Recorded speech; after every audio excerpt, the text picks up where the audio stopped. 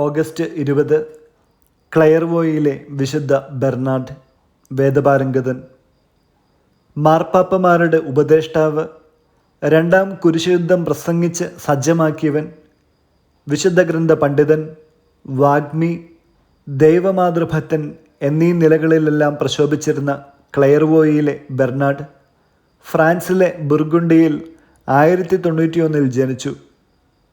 നിഷ്കളങ്കമായി ജീവിക്കുവാനും കയ്യിൽ കിട്ടിയവയെല്ലാം ധർമ്മം കൊടുക്കുവാനുമുള്ള ഒരു പ്രവണത ബാലനായ ബെർണാഡ് പ്രദർശിപ്പിച്ചിരുന്നു. തേൻ പോലെ മധുരമായിരുന്നു അദ്ദേഹത്തിൻ്റെ സംഭാഷണം. മധുവർഷകനായ വേദപാരംഗതൻ എന്ന അപരനാമം അദ്ദേഹത്തിന് നൽകിയതിൽ ഒട്ടും വിസ്മയത്തിന് വകയില്ല. 23-ാമത്തെ വയസ്സിൽ ബെർണാഡ് തൻ്റെ സഹോദരന്മാരോടുകൂടെ സൈറ്റോ ആശ്രമത്തിൽ പ്രവേശിച്ചു. വിശുദ്ധ സ്റ്റീഫനായിരുന്നു അന്നത്തെ ആബട്ട്. ഓരോ ദിവസവും ബെർണാഡ് തന്നോട് തന്നെ ചോദിച്ചിരുന്നു, ബെർണാഡെ, നീ എന്തിനിവിടെ വന്നു?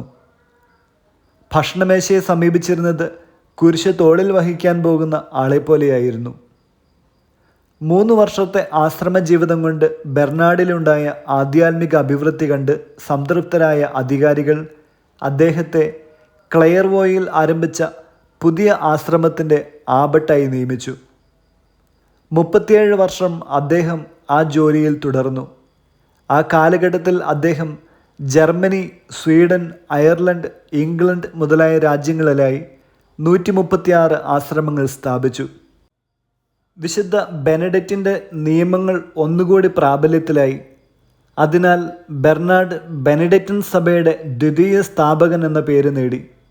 അദ്ദേഹം ആരംഭിച്ച സിസ്റ്റേഴ്സിയൻ സഭയുടെ പ്രസിദ്ധ ശാഖയാണ് ട്രാപ്പിസ്റ്റ് സഭ. ബെർണാഡിൻ്റെ ഒരു ശിഷ്യനാണ് എവൂജിനിയസ് 3-ാമൻ മാർപ്പാപ്പ. മാർപ്പാപ്പയായ ശേഷവും അദ്ദേഹം ബെർണാഡിൻ്റെ ഉപദേശം ആവശ്യപ്പെട്ടിരുന്നു. ഭാരിച്ച ജോലികളുടെ ഇടയിൽ ധ്യാനം മുടക്കരുതെന്നായിരുന്നു ബെർണാഡിൻ്റെ പ്രധാന ഉപദേശം. ആശ്രമത്തിലെ ഏകാന്തതയാണ് ബെർണാഡ് ഇഷ്ടപ്പെട്ടിരുന്നതെങ്കിലും അന്നത്തെ തർക്കങ്ങളിലെല്ലാം അദ്ദേഹം ഇടപെടേണ്ടി വന്നിരുന്നു. 2ാമത്തെ കുരിശുയുദ്ധം പ്രസംഗിക്കുവാൻ മാർപ്പാപ്പ ബെർണാഡിനോട് ആവശ്യപ്പെട്ടു. 2 സൈന്യം തയ്യാറാക്കി അദ്ദേഹം പാലസ്തീനയിലേക്ക് അയച്ചു. എന്നാൽ അവർ തോറ്റുപോയി. യോദ്ധാക്കളുടെ പാപനിമിത്തമാണ് പരാജയമടഞ്ഞത് എന്നത്രേ ബെർണാഡ് പറഞ്ഞത്. അസാധാരണമായിരുന്നു ബെർണാഡിൻ്റെ ദൈവമാതൃഭക്തി.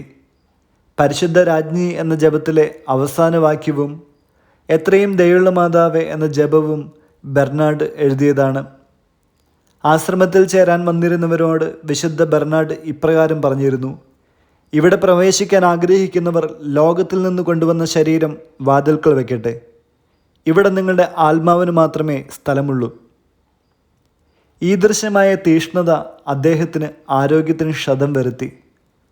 62-ാമത്തെ വയസ്സിൽ സ്വർഗീയ സമ്മാനം വാങ്ങിക്കുവാനായി ഈ ദൈവമാതൃഭക്തൻ ഈ ലോകം വിട്ടു. ബെർണാഡിനെ 1174 ജനുവരി 18 വിശുദ്ധനായും 1830 വേദപാരംഗതനായും തിരുസഭ പ്രഖ്യാപിച്ചു.